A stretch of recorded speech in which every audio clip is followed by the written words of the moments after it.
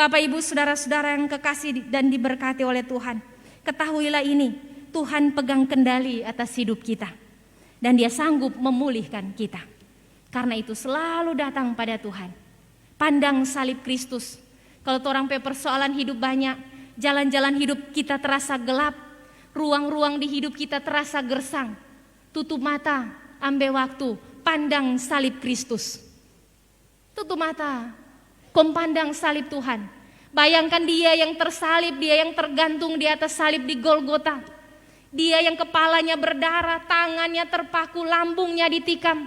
Dia yang mengasihi kita.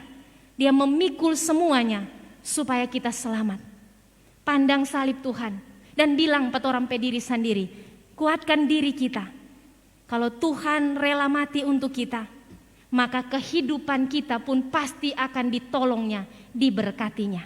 Dia baik dan Dia akan menolong kita ketika kita bersungguh-sungguh mau hidup dalam pertobatan. Bersemangat untuk hidup dengan Tuhan. Nikmati perjalanan iman kita, karena akan ada waktunya Tuhan datang untuk kedua kali menghakimi kita. Tuhan memberkati kita. Amin.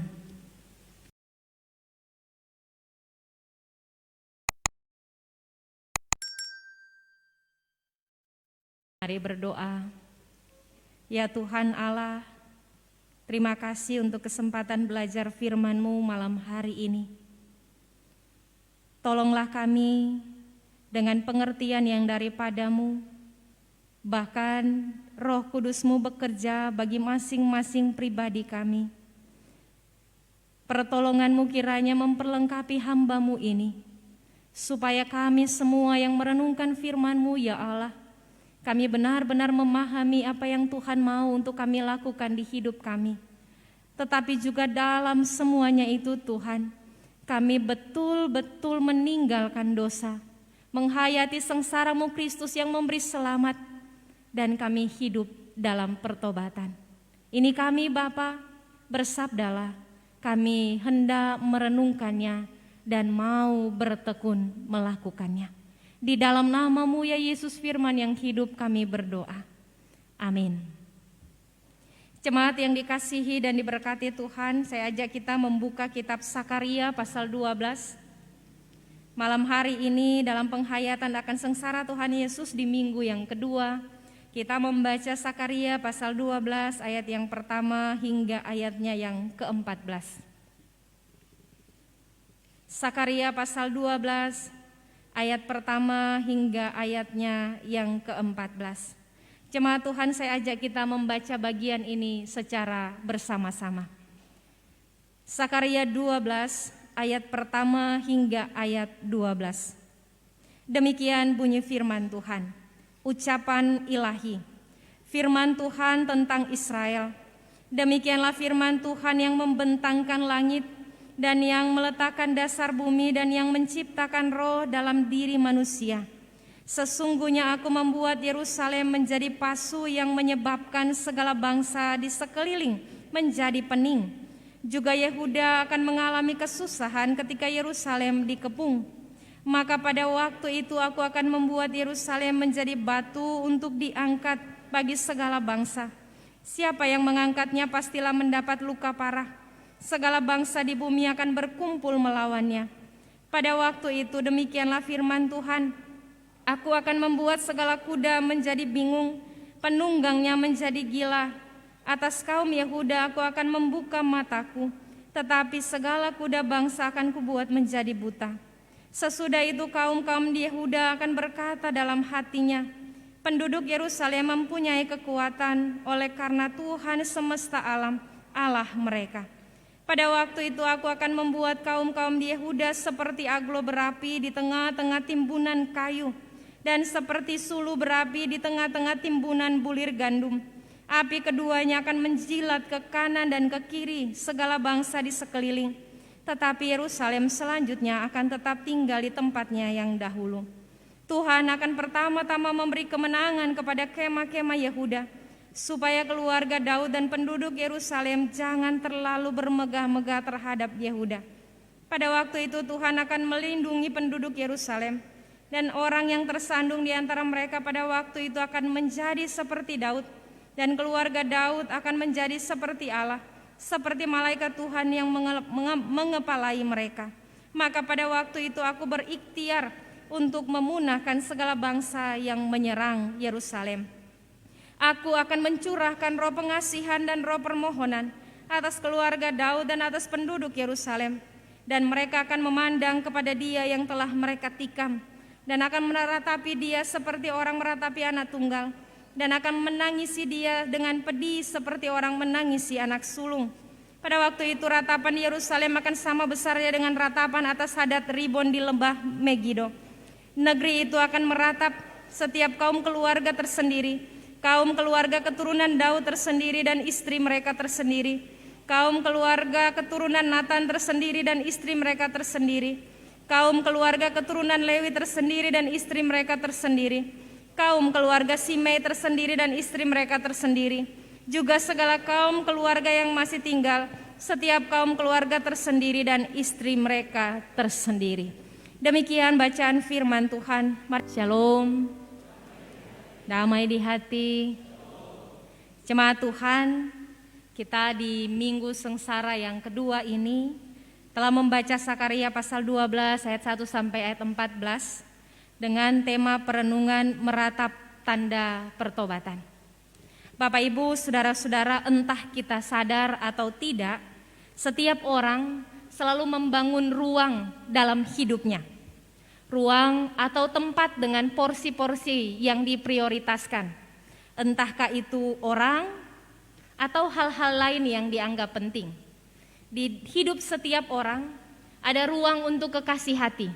Entahkah itu pacar, istri, suami, orang tua, atau anak-anak.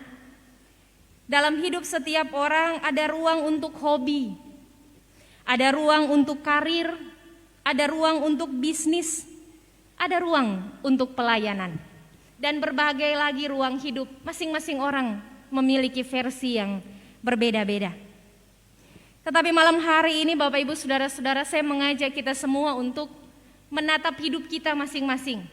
Dan mari kita periksa, ada berapa besar ruang yang kita bangun untuk Tuhan di hidup kita. Ada berapa banyak waktu, kesempatan yang kita beri bagi Allah di hidup kita. Berapa banyak ruang untuk beribadah, berapa besar ruang untuk membaca firman dan berdoa. Ada berapa banyak ruang untuk bersekutu bersama, bahkan ruang untuk berpuasa.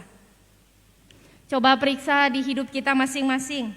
Apakah persekutuan dengan Tuhan kita jadwalkan sesering kita makan dalam satu hari? Kalau satu hari 3 kali makan, apakah sesering itu kita memberi ruang bagi Allah untuk ada di hidup kita?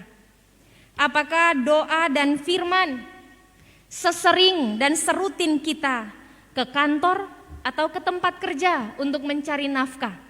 Jadi kalau kita punya 24 jam dalam satu hari, mungkin kita menghabiskan hampir 20 jam untuk bekerja. Apakah kita juga memberi ruang bagi Allah sesering itu untuk ada dalam perjumpaan-perjumpaan pribadi atau perjumpaan-perjumpaan bersama?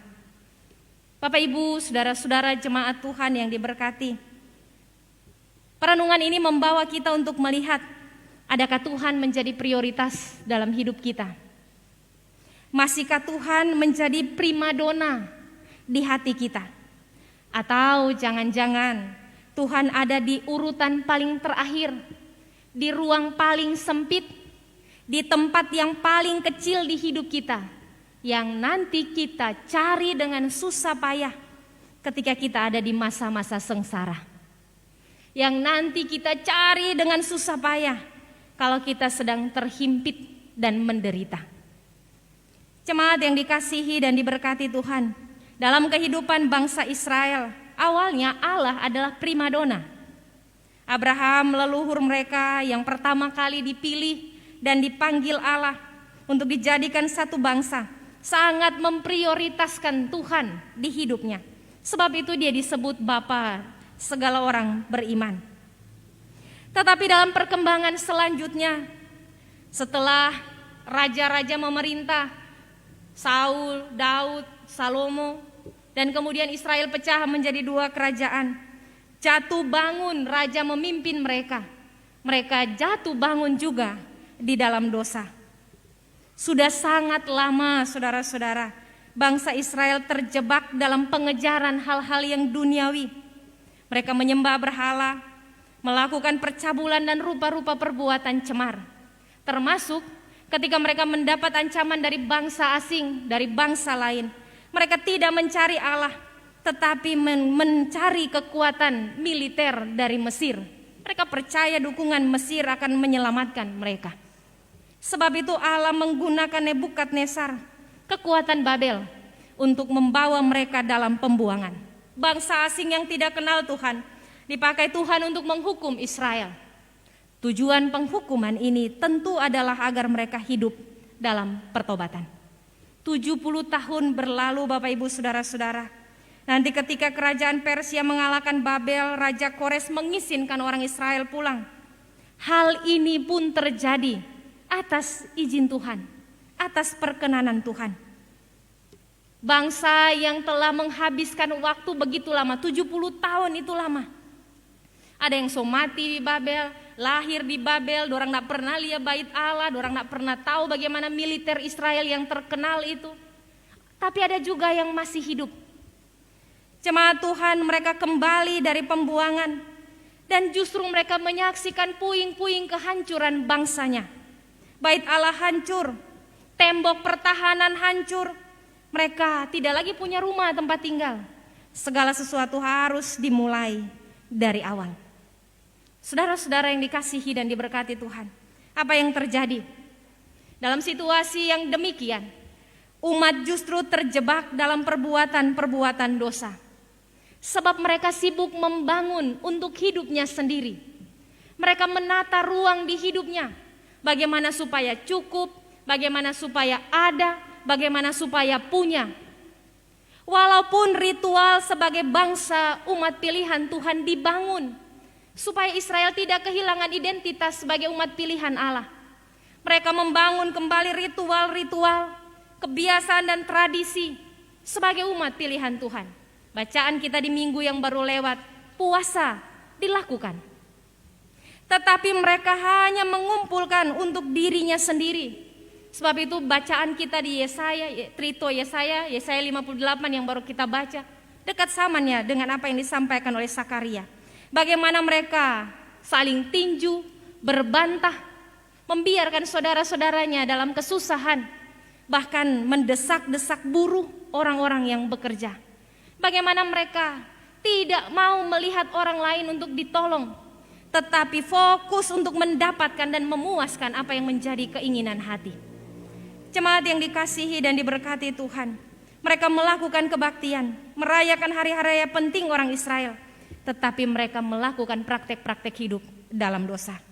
Sakaria, yang arti namanya Tuhan mengingat, seorang dari golongan imam, diutus Tuhan untuk mengingatkan mereka supaya hidup dalam pertobatan. Sakaria menyampaikan pesan-pesan Tuhan melalui nubuatan, penglihatan-penglihatan yang didapatkannya. Khusus pada pasal 12 ini, Yesaya bicara sampai pada nubuatan mesianis tentang Kristus. Sebab itu dituliskan, mereka akan memandang kepada Dia yang mereka tikam. Perkataan ini sesungguhnya menunjuk pada Yesus Kristus yang kemudian dicatat dalam Injil Yohanes pasal 19 ayat 37. Sebuah penggenapan yang sudah ada bagi kita. Bapak Ibu, saudara-saudara yang dikasihi dan diberkati Tuhan, di pasal 12 ini Sakaria mengingatkan tentang penyelamatan atas Israel. Allah menjadikan bangsa ini pasu, piala yang melambangkan penghakiman Tuhan. Allah akan menjadikan Israel sebagai batu yang diangkat segala bangsa, dan yang mengangkatnya akan luka parah. Allah menyelamatkan orang-orang pilihannya dan menghukum mereka yang berbuat dosa. Dari sini kita belajar satu hal. Dengan tegas Sakaria menyatakan bahwa sesungguhnya penyelamatan adalah inisiatif Tuhan. Ketika kita hidup dalam dosa, ketika kita terbelenggu dengan belenggu dosa, penyelamatan adalah prakarsa Allah.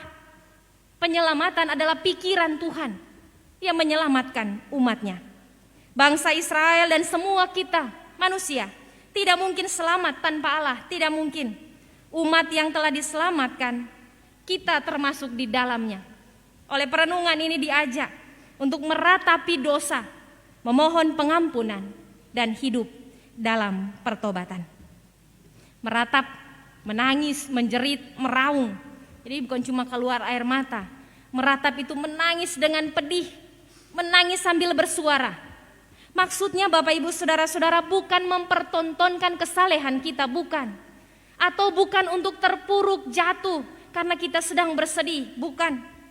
Tetapi maksudnya ialah bahwa kita menangisi dosa, orang sadar, menyesal, dan meninggalkannya. Itulah pertobatan yang sesungguhnya. Hidup dalam pertobatan yang benar ini, itu cara kita merespon kasih karunia Tuhan. Bapak Ibu, saudara-saudara, jemaat Tuhan yang beribadah di rumah gereja, bahkan yang beribadah di tempat masing-masing. Firman Tuhan ini mengajari kita beberapa hal. Pertama, bahwa Tuhan itu penyelamat. Ia membenci dosa, tapi Ia mengasihi orang berdosa. Karena itu Allah tidak memandang rupa, Allah tidak memandang jabatan, Allah tidak memandang latar belakang. Setiap orang yang sadar akan dosanya selalu dapat datang pada Tuhan untuk memohon pengampunan. Sehingga tidak ada yang bilang ketika muncul di perasaan, muncul di hati, duh ngana pendosa, ngana nyandak layak, Tuhan terlalu tersakiti, ngana ndak pantas. Bapak Ibu Saudara-saudara, itu intimidasi iblis. Tidak ada dosa yang tidak diampuni oleh Allah. Allah itu Maha Kasih, murah hati. Alkitab menyatakan sekalipun dosamu merah seperti kirmisi, Tuhan sanggup mengampuni, Tuhan sanggup memulihkan. Sebab Allah itu penuh kasih, Dia panjang sabar dan besar setianya. Allah mengampuni setiap orang yang mau datang kepadanya. Walaupun memang seringkali kita saksikan bahwa dalam pengampunan Tuhan yang memulihkan itu, kita dibawa untuk bayar harga. Kita dibawa untuk menanggung upah dosa. Kita dibawa untuk memikul buah dari apa yang telah kita lakukan. Tetapi Tuhan mengajari, Tuhan mengangkat, Tuhan menolong, dan Dia memulihkan hidup kita. Orang selalu bisa pulang, Tuhan minta ampun, sungguh-sungguh bertobat. Tuhan mendengar setiap doa-doa permohonan kita. Hal kedua yang kita pelajari, bahwa pengampunan itu idenya Tuhan. Itu tanda kasih karunia bagi kita. Karena itu tidak ada orang yang berhasil selamat karena dia pintar. Tidak ada orang yang berhasil selamat karena dia hebat. Tidak ada orang yang berhasil selamat karena dia kaya. Tidak ada orang yang berhasil selamat karena dia di atas dan orang lain di bawahnya. Tidak ada. Penyelamatan adalah idenya Tuhan.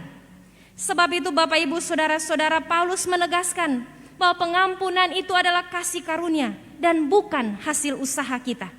Kalau kita berbuat baik, kalau kita berbuat amal, itu adalah tanda syukur, tanda terima kasih. Dan itu adalah tanda yang kelihatan kita tunjukkan untuk menjaga kasih karunia Tuhan di hidup kita. Jadi orang yang telah diampuni dosanya, orang yang telah diselamatkan, orang semua harus berbuat baik. Sebagai tanda terima kasih kita kepada Allah. Kita baik karena Tuhan baik. Kita murah hati karena Tuhan murah hati. Firman Tuhan bahkan bilang, kuduslah kamu sebab Tuhan Allah itu kudus. Jadi kalau kita harus menjaga kekudusan hidup karena Tuhan itu kudus. Allah tidak berbuat dosa. Bapak Ibu Saudara-saudara, karena itu jika kita hidup dalam dosa, kita menyia-nyiakan kasih karunia Tuhan. Kita kehilangan keselamatan. Pengampunan itu idenya Tuhan, tetapi harus kita respon dengan tindakan. Jadi kalau pangmabo, rumah tangga tabiar, anak-anak sekolah, karena orang tua cuma sibuk dengan keinginannya, mabo, judi, entah rumah tangga mau jadi apa, enggak peduli, atau malas ibadah, berbuat jahat sesuka hati, mar serta mati. Konja bilang begini, sampai baku dapat di Yerusalem baru. Siapa ada orang dalam di sana? Ada koneksi. Ya Anda Bapak Ibu Saudara-saudara, kalau orang hidup dalam dosa, nah ada nama di buku kehidupan. Ya kalau orang hadir di gereja, tapi kebaktian yang kita ikuti tidak disertai dengan perubahan-perubahan sikap hidup. Tutup mata kamarmu sampai baku dapat Yerusalem baru di sana tuh. Yerusalem mbak. Ini anak mau sampai. Sebab keselamatan yang Tuhan beri tidak akan menjadi bagian kita tidak hidup di dalamnya. Anak-anak muda, pemuda remaja, kalau orang malas, mau sekolah, tidak mau bertekun, tidak mau bersusah payah, tidak menghargai kerja keras orang tua. Tapi orang berharap supaya kelak nanti di masa depan sukses, punya karir bagus, punya jabatan bagus, cita-cita tinggi, mar kerja keras dan usaha tidak ada. Saudara-saudara, jangan salah paham terhadap Tuhan. Kasih karunia Tuhan itu besar dan luas. Tetapi jangan samakan kasih karunia Tuhan yang pasang togel. Pasang jo 10.000, kong santai-santai di rumah, kong berharap mau keluar 4 nomor pas, kong dapat banyak.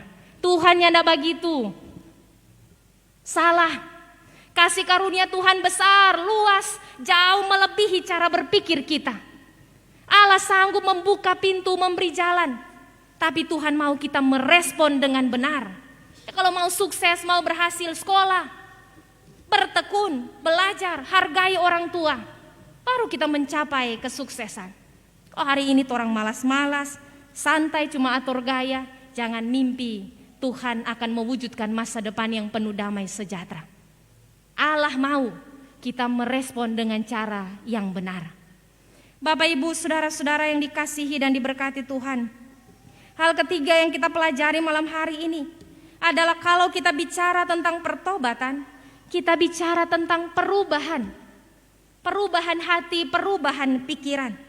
Berubah dari yang jahat menjadi baik. Pertobatan adalah perubahan yang tampak dalam perbuatan yang nyata. Lahir dari hati, menguasai pikiran, keluar di kalakuang, keluar di perkataan. Jadi kalau cuma bilang-bilang kita mau bertobat, mar tidak terukur dengan perbuatan, nol namanya. Kita so bertobat, mar cuma dikuli, nol namanya. Pertobatan itu lahir dari hati dan nyata dalam tindakan. Kalau kemudian orang poles tuh tindakan, udah paling manis di luar. Mar hati penuh kebencian, hati penuh kemarahan, dendam dan iri, dengki. Seringkali kita mau dengar, orang jadi dengar tuh lagu hati rupa kadondong. Kang, Tuhan tidak tidur, Dia tahu sampai di dalam hati. Manusia mungkin melihat rupa, tapi Allah melihat hati. Dan Tuhan tahu pertobatan yang demikian adalah pertobatan yang palsu. Pertobatan itu berlangsung seumur hidup. Karena itu setiap kali kita melakukan kesalahan, mari minta ampun, menyesal dan perbaiki. Tapi jangan minta ampun, backing ulang. Minta ampun, backing ulang. Kan orang bilang, Tuhan kita kok manusia biasa, Tuhan kita kok penuh kelemahan. Minta ampun, backing ulang. Bapak Ibu Saudara-saudara, Allah tidak bisa dipermainkan. Apa yang ditabur orang itu juga yang dituainya. Dalam catatan Amsal pasal 26 ayat 11, firman Tuhan bilang begini. Tuh orang yang macam begitu, minta ampun backing ulang. Seperti anjing kembali ke muntahnya, demikian orang bebal yang mengulangi kebodohannya. 2 Petrus 2 ayat 22 bilang begini, bagi mereka cocok peribahasa ini, anjing kembali ke muntahnya dan babi yang mandi kembali lagi ke kubangannya. Bayangkan kalau orang minta ampun backing. Firman Tuhan mencatat dalam Amsal dan 2 Petrus, sama dengan anjing kembali ke muntahnya, sama dengan babi yang kembali lagi ke kubangannya. Padahal kita telah dibersihkan, kita telah ditahirkan, kita telah diampuni. Jemaat yang dikasihi dan diberkati Tuhan, kita belajar bahwa tidak mungkin ada pertobatan di luar Tuhan, tidak mungkin. Sehingga kita tidak bisa mengusahakan kehidupan yang baru jika kita tidak menggantungkan hidup kita pada Allah. Tuhan Yesus bilang ini, akulah pokok anggur dan kamulah rantingnya. Di luar aku kamu tidak bisa berbuat apa-apa. Kita tidak mungkin berbuat jika kita jauh dari pokoknya. Pertobatan adalah kehidupan bersama dengan Tuhan. Karena itu orang yang menyesali dosanya, yang mau bertobat tapi malas beribadah, tidak mau baca firman, tidak menyediakan waktu untuk berdoa, jauh dari persekutuan dengan Tuhan, dia akan dikalahkan oleh kedangingannya. Sekali lagi, orang yang sadar, Tuhan kita sadar bahwa ini dosa. Tuhan kita sadar kita so mencuri bukan tapi hak. Tuhan kita sadar kita so lalai, sadar dosanya. Tetapi kemudian dia tidak memberi ruang untuk Tuhan di hidupnya. Tidak mau baca firman, tidak mau datang ke ibadah, tidak mau berdoa. Dia jauh dari persekutuan. Dia akan dikalahkan oleh kedagingannya. Dia akan jatuh dalam dosa lagi. Alkitab menuliskan dengan jelas, roh memang penurut, tetapi daging lemah. Karena itu kalau orang sadar hidup dengan Tuhan, Tuhan minta ampun, Tuhan tahu saya lemah, Tuhan saya tidak mampu, tolong saya, beri hikmat, tuntun saya, bergantung penuh pada Tuhan. Karena itu ibadah mesti rajin, doa tidak boleh lalai, firman itu makanan tiap hari. Jangan melewatkan satu hari hidup kita tanpa hal-hal ini, tanpa ibadah, tanpa firman, tanpa doa. Kita akan kalah oleh kedagingan jika kita tidak melakukannya. Bapak Ibu saudara-saudara yang dikasihi dan diberkati Tuhan, hal terakhir yang kita pelajari dari perenungan malam hari ini, jika kita mau hidup dalam pertobatan, seringkali kita menghadapi persoalan. Entahkah persoalan itu wujudnya ujian-ujian yang menantang, pergumulan-pergumulan yang belum selesai, atau kita harus membayar harga. Kita harus memikul salib karena kita memilih untuk hidup dalam pertobatan. Maka perenungan ini mengingatkan kita supaya kita jangan mudah menyerah, jangan kembali lagi dalam dosa. Oh Tuhan, kita tak so bertobat, mari apa tapi pergumulan pe banyak, tahu-tahu tak nak bertobat. Oh Tuhan, kita tak so ndak baking, mari apa begini. Tuhan tak susah tinggal tapi hugal, mari apa tapi rumah tangga, apa tapi anak-anak pe pangmalawang, tahu-tahu jo biar jodoran tapi jodoran tapi hugal. Bapak Ibu saudara-saudara yang dikasihi dan diberkati Tuhan, jika kita harus membayar harga, jika kita harus menghadapi ujian, jika kita harus berurusan dengan persoalan-persoalan hidup, ketahuilah satu hal, Tuhan itu pertolongan, Tuhan itu kekuatan, dan Tuhan tidak pernah meninggalkan kita berjuang sendiri. Tuhan tahu torang daging, Tuhan tahu torang lemah. Karena itu kalau kita menghadapi kesulitan karena kita mau hidup dalam pertobatan, maka datang pada Tuhan, cari Tuhan, renungkan firman-Nya, teguhkan hati untuk tetap mempercayai Tuhan dan setia melakukan kehendak-Nya. Tuhan, ini berat, Tuhan ini sulit, tapi saya mau setia. Tuhan, ini nyanda enak, Tuhan ini sakit, tapi saya mau taat. Saya mau bertobat. Ketaatan, kesetiaan selalu berbuah manis. Menjalankannya memang tidak enak, tetapi menuai hasilnya selalu manis dalam hidup. Bapak Ibu saudara-saudara, jangan khawatir, jangan bimbang jika kita harus menghadapi pergumulan hidup karena kita sungguh-sungguh bertobat. Tetapi teruslah bergiat, lakukan perintah Tuhan. Teruslah bergiat, layani Tuhan. Jalankan peran kita di rumah tangga sebagai suami, istri, orang tua atau anak. Dalam pekerjaan, sebagai seorang siswa, mahasiswa, ataupun sebagai seorang pebisnis. Dalam setiap usaha-usaha hidup kita. Jangan khawatir hari esok. Tuhan bilang kesusahan sehari cukuplah sehari. Jangan khawatir, cari dahulu kerajaan Allah dan kebenarannya. Maka semuanya akan ditambahkannya kepadamu. Bergiat dalam pekerjaan-pekerjaan Tuhan. Layani Tuhan, setia beribadah. Firman Tuhan bilang, kamu tahu di dalam Tuhan jeripayamu tidak pernah sia-sia. Kalau orang sadia waktu, tinggalkan kesibukan, datang beribadah. Tidak ada yang sia-sia, kita diberkati. Amin. Amin. Mar, tong so dengar lonceng gereja, tong so dengar toa kolom babunyi. Ya belum kelar bacet, ya masih baketik, aduh masih lelah. nanti jo minggu datang. Tu berkat yang sebenarnya Tuhan kasih hari itu lewat, orang nak dapat Tuhan kasih pe orang lain yang dah beribadah.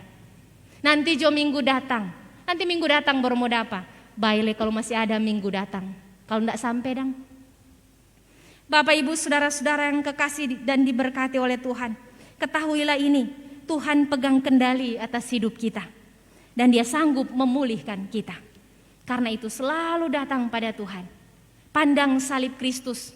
Kalau orang persoalan hidup banyak, jalan-jalan hidup kita terasa gelap, ruang-ruang di hidup kita terasa gersang. Tutup mata, ambil waktu, pandang salib Kristus. Tutup mata, pandang salib Tuhan. Bayangkan Dia yang tersalib, Dia yang tergantung di atas salib di Golgota. Dia yang kepalanya berdarah, tangannya terpaku, lambungnya ditikam. Dia yang mengasihi kita. Dia memikul semuanya supaya kita selamat. Pandang salib Tuhan dan bilang petoram pe diri sendiri, kuatkan diri kita. Kalau Tuhan rela mati untuk kita, maka kehidupan kita pun pasti akan ditolongnya, diberkatinya. Dia baik dan Dia akan menolong kita ketika kita bersungguh-sungguh mau hidup dalam pertobatan. Bersemangat untuk hidup dengan Tuhan. Nikmati perjalanan iman kita. Karena akan ada waktunya Tuhan datang untuk kedua kali menghakimi kita. Tuhan memberkati kita. Amin.